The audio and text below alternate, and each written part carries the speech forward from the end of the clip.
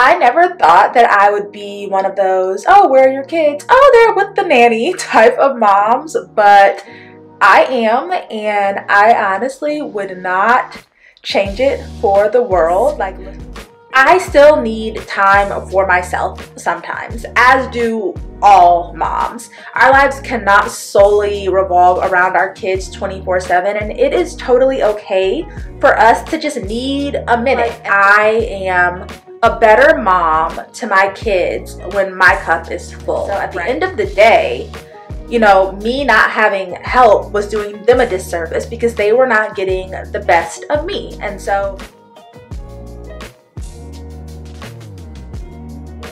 it is a Saturday morning, and here I am sitting up in my room in a quiet house recording a YouTube video. And that is because my kids are safe and sound, having fun playing outside with their nanny. I never thought that I would be one of those, oh, where are your kids? Oh, they're with the nanny type of moms, but I am, and I honestly would not change it for the world. Like, looking back, I'm like, why did I not do this sooner? So if you are a mom and you are kind of like on the fence about hiring help, you're trying to figure out if you need help or not and how to go about it, this video is definitely for you. And if you're one of those mamas who kind of feels guilty about the idea of hiring help, you know, for your kids or for your house or for whatever, I want you to know that I see you, because that was definitely me, and I'm going to share all about it. So growing up, I honestly always wanted to be a stay-at-home mom. I have shared that before and gotten some flack for it because people are like, oh my gosh, like, you didn't have drive, like you didn't have ambition, all you wanted to be is a stay-at-home mom. First of all, I think that that is totally uncalled for, because I think that being a stay-at-home mom is definitely hard work. And on top of that, I feel like, you know, it takes a lot to be a stay-at-home mom. It takes a lot of skills. And I think, like, you know, there's a lot of people who have done the research on like the amount of work that stay-at-home moms do and found that we actually put in more hours than, you know, your 9 to 5 typical, you know, career person. And so I don't knock people who, you know, don't want to be stay-at-home moms and have decided to have careers at all. But I also have no judgment for anyone that was like me and grew up wanting to be a stay-at-home mom. That being said, you know, I have a master's degree. I finished college. I have a real estate license. I, you know, work with brands on brand deals now. So there are a lot of things that I have done, have wanted to do. And, you know, I do work, but just not in a traditional sense. However, growing up, like, I always wanted to be a stay-at-home mom, and I always knew that I would, you know, primarily be home with my kids, at least while they were small. Right now, they're 4 and 18 months, and so they're still in that, you know, small child age range. And it was always my plan, always me and my husband's plan, once we met and kind of talked about our goals for our family, that I would be a stay-at-home mom and I would be primarily responsible for, you know, kind of keeping things running in our home, at least while our kids were small. It honestly worked out that that's what I wanted, because my husband plays professional basketball overseas, so it would be really hard for me to have a traditional job outside of the house while, you know, supporting him, traveling all around the world and all of that. So it worked out that that's what I wanted anyway, because I don't really feel like I've given up a whole lot to, you know, support him in his career. But even before I met him, even when I didn't know what in the world my husband would do for a living, I always wanted to be a stay-at-home mom. And that is honestly because I had the most amazing stay-at-home mom. My mom was a stay-at-home mom pretty much my whole, you know, life, and I definitely saw the advantages of just having her there, having her accessible, having her be able to come to anything and everything that I was participating in at school or after school and all of that. And so I always wanted to be a stay-at-home mom and did see myself as a stay-at-home mom. And it is not until I became a stay-at-home mom that I realized just how much work it honestly is. So growing up, my mom did have some help around the house. We always had a housekeeper, but I did not have like a nanny traditionally, or, you know, someone that was really responsible for helping with me. That really was solely on my mom. And, you know, like the housekeeper would like help with certain little things, but she was primarily responsible for like keeping our house neat and doing the laundry and things like that. So when I figured out that I might need help with my kids, I honestly felt really guilty. And I think that's for a few reasons. Like I said, my mom didn't have that. And I guess for me, my mom was always kind of like the prototype of a stay-at-home mom. And so I really felt like I wanted to do things the way that she did them. And so I felt like, well, if my mom didn't need help, then like I don't need help either. And I kind of, you know, had some guilt around needing something that she didn't need. And then on top of that, you know, as a stay-at-home mom, I felt like people were going to judge me for bringing in help, and that people were going to be like, oh my gosh, like you're a stay-at-home mom. You don't even have like a job, a real job. So what do you need help for? Like, why can you not just take care of your kids all day? And that was kind of hard for me to navigate at first. And it was part of the reason that for a long time I was reluctant to actually hire help, because I was afraid of what people would think. But first of all, like I realized that that was all me. Like no one was actually saying or thinking that, or if they were thinking it, they didn't say it to me. And that was all like coming from me. And then secondly, I have two kids that are very small, you know, a 4-year-old and an 18-month-old, like I said, very small kids, very active kids that are still needy of a lot of attention. And my husband plays professional basketball overseas. So there are quite a few periods of time where we are here in America and my husband is gone. And so I have no partner and, you know, it is just me in those seasons. And so, you know, I had to realize that like, even though my mom, you know, she took on a lot by being a stay-at-home mom and taking care of me, our situations are different. I have 2 kids. My husband is, you know, out of the picture for months at a time sometimes and not really able to help with the day-to-day tasks that come along with raising kids. And even if all of that wasn't the case, I still need time for myself sometimes, as do all moms. Our lives cannot solely revolve around our kids 24/7, and it is totally okay for us to just need a minute. And for me, in order to get that minute, I was going to have to hire some help. And so what kind of helped me to navigate my guilt surrounding hiring help were really sitting down and thinking about the fact that I feel like I am a better mom to my kids when my cup is full, right? I am more patient, I'm more fun, I have more energy, all of those things. I am able to pour into my little ones better when I am feeling my best and I'm not feeling totally overwhelmed and totally burnt out. And so at the end of the day, you know, me not having help was doing them a disservice because they were not getting the best of me. And so I decided that, you know, it was going to be better for me and thus better for them if I had some help in this season. And so I put my guilt to the side, got over it, and went ahead and hired a nanny. So I'm going to tell you guys a little bit about what my journey towards, you know, finding help for our family has looked like. Logistically, basically what I was looking for was someone that could kind of be my husband slash like my right-hand man. Me and my husband, typically when he is here, we divide and conquer when it comes to the kids. And so that means that usually he will have one kid and I will have the other kid, unless we are all together as a family, or, you know, sometimes of course, like he will go out after bedtime or I will go out after bedtime, but we typically divide and conquer. And both of my kids are in activities. I shared in last week's vlog about all the activities I have my kids in and kind of what that looks like for me to get them to and from certain activities. And just given their age difference, there were a lot of scheduling conflicts that kept coming up for me. So it would be like Harper has, you know, gymnastics smack dab in the middle of Jackson's nap time, or Harper has, you know, ballet, and like I don't really want to have to take Jackson and have him sit in the lobby for an hour, like bored and trying to run around and all of that stuff. And so what I really needed was someone who could stay home with Jackson while he napped or while he played or did whatever, while I took Harper to her various activities. I also needed help with the witching hour, and for those of you that don't know, the witching hour is that time typically for most families from like 4 to 6:30. It's that time like right before and leading up to dinner, like up until bedtime, where it just feels like the house is going crazy. I needed help with that period, just like getting dinner onto the table, you know, entertaining the kids, and then getting the house like somewhat tidy going into bedtime, because that's a time where I always feel super stressed as a mom.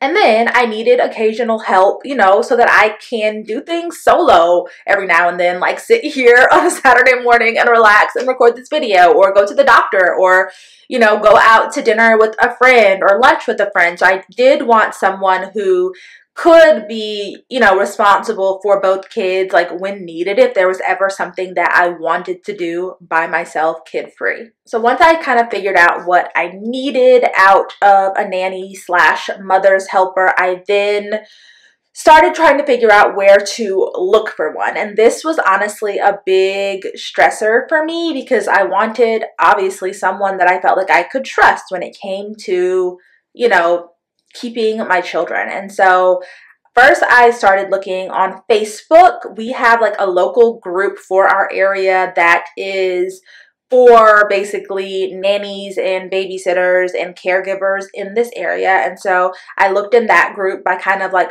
posting what I needed, posting feelers, and I was accepting like resumes and, you know, all that stuff via DM. And then at that point, if I had have gone with someone that I found through Facebook, I would have done like a background check and checked references and all of that stuff. I also did look at care.com at one point, but honestly, I just felt totally overwhelmed by just like the amount of people that were out there. And then the other thing that I did is I contacted a nanny agency, and honestly, like, this was for me, the easiest way to find help, because it took a lot of the guesswork out of it. The nannies that worked with the nanny agency were already vetted. You know, they already had their background checked. They already have had their references checked and all of that. And so it took that piece out of it. And it really only brought me people that like matched what I was looking for, were qualified and all of that. And so that to me is probably the safest way to find help, but it's not the only way, and it's actually not how I found the nannies that have helped with my kids. All of the people that I've had help with my kids outside of family have been basically people that I have poached from other families, or people that I have already known. And so if you are a mom and you are looking for help with your kids, one thing that I recommend is reaching out to other moms that have nannies or mother's helpers or babysitters that you might know, because you might be able to do kind of like a nanny share type situation where you get the nanny, let's say Monday, Wednesday, Friday, and they get the nanny Tuesday, Thursday, Saturday, Sunday, or something like that. And you are going to feel a lot more comfortable knowing that, you know, your friends' kids have been with this nanny for a year already and it's been going well. And so we have two nannies, by the way. Let me just like preface it by saying that, because I'm going to say our weekend nanny and our weekday nanny. So our weekend nanny actually was the nanny for one of my close friends' families. They ended up moving, and she had been telling me how great her nanny was, and she told me that they were moving, and I was like, wait, before you release your nanny into the wild, like, can I have a chance to interview her? I will match your current rate and kind of what you're doing, and so can I kind of see if she would be a good fit for my family, if she's willing, before she starts like interviewing with other people. So that worked really well for me. And then the other people, I've had two in the past, just one other person currently. The other people that I've had to help with my kids have been like friends of friends or friends of our family. And so either close friends of our family that we've known for years, but are maybe transitioning to, you know, different careers, or maybe in school for certain things and like looking to kind of help with the kids on the side, or, you know, friends of friends. So like one person that we had in the past, she was a friend of someone who I have known for years. She was actually her friend's daughter. And so I felt like I could trust her because, you know, like I knew her somewhat through a degree of separation, but I knew her. And so if you are looking for help, I guess the things that I would recommend: Facebook. However, you are going to have to make sure that you do your homework on those people because it is the internet.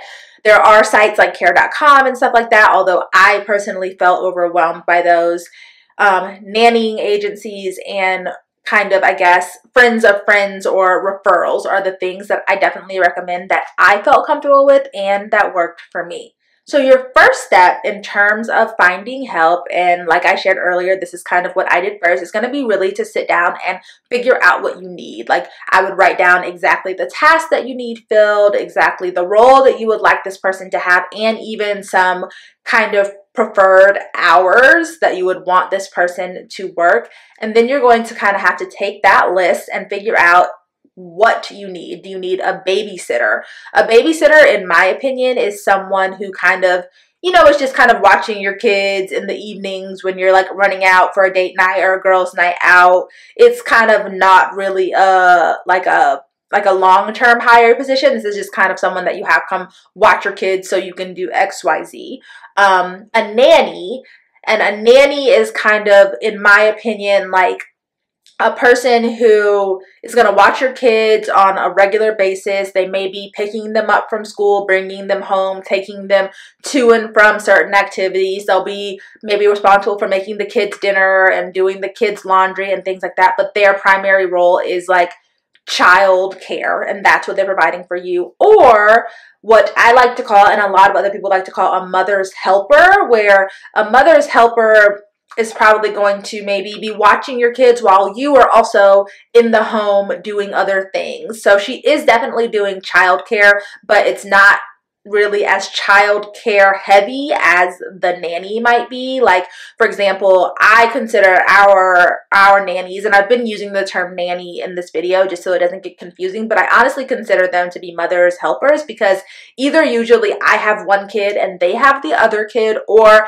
I'm actually at home but I'm just doing other things like recording a YouTube video or cleaning up my room or taking a nap or working out or whatever, while they have the kids like outside or downstairs or in another area of the home. So I'm still pretty accessible if they need me to come in and do something with the kids, or if the kids are missing me or whatever. And then also a mother's helper, I feel like, helps with other tasks besides the childcare. So there will be times where I'm like, hey, I'll actually take the kids. Like, you know, I'm not doing anything. I'm going to take the kids outside to play, but can you make dinner, or can you fold and put away our laundry and things like that? And so I think that's kind of the difference between a nanny and a mother's helper, is a nanny is really going to be primarily responsible for the kids only, whereas a mother's helper is really there to help mom however you need. And so she might take on different roles that don't really involve the kids if that's what mama needs at the time. So after you figure out kind of what you need, who you need, you're of course going to have to sit down and probably talk to your significant other, if you have one, to figure out how much you can pay this person. And the rates for nannies and mother's helpers can vary greatly. I'd say they kind of go, typically in our area, from like $22 to $32 an hour. In my experience, this is going to be a little bit more expensive than a babysitter, and a mother's helper is typically a little bit more expensive than a nanny, because the mother's helper is doing other things besides just the child care. So you might find that, but you're going to have to kind of figure out what you are able to pay this person. And as you come up with your rate, you're also going to have to keep in mind different qualifications that you might want. Like, do you want this person to be CPR certified? Do you want them to have experience in early childhood education? And you're going to have to accept that you're going to have to pay more for those things. So keep that in mind.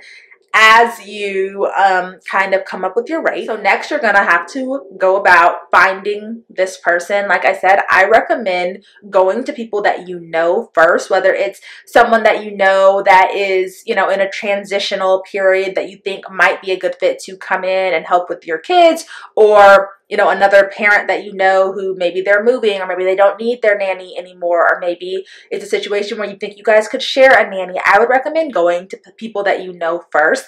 And if that doesn't work, you can tap into nanny agencies, Facebook groups, care.com, sources like that. But just be aware that you are going to have to, you know, do your due diligence on these people through background checks, through references, all of that to make sure that they are a good fit.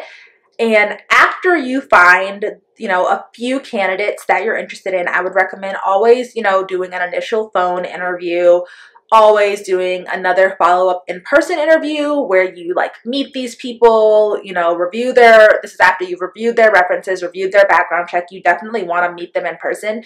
And then lastly, I recommend that you let them have a trial day with your kids, because quite honestly, every kid just does not really mesh with every adult. And, you know, you got to make sure that their personalities match up. My kids are very, very playful. And so in the past, we had a nanny, and this was a few years ago. This is not anyone that we currently have helping with our kids. But in the past, I had a nanny, and like my daughter just did not really like her. Like, I think that my daughter was just bored by her. She was kind of chill and kind of laid back. And I think my daughter just needed a little bit more. And so it came to a point where she would say, like, Mommy, I don't want, you know, Miss blah, blah, blah to play with me. Like, she's mean. And she wasn't mean. You know, I was always kind of listening in, and I didn't ever see her being mean to my daughter, but she definitely wasn't playful, and so she wasn't a good fit. Like, my kids need someone that is pretty engaging and pretty hands-on, and you have to kind of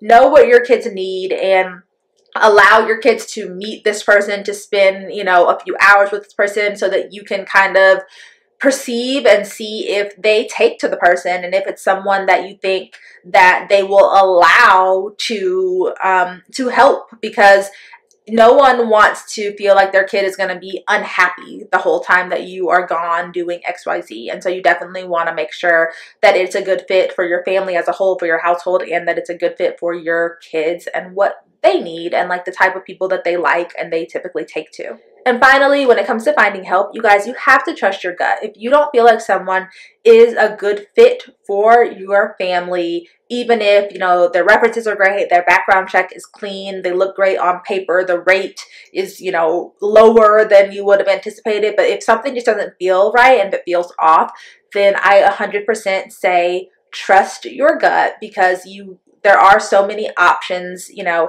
out there, and you can definitely find someone that you feel comfortable with.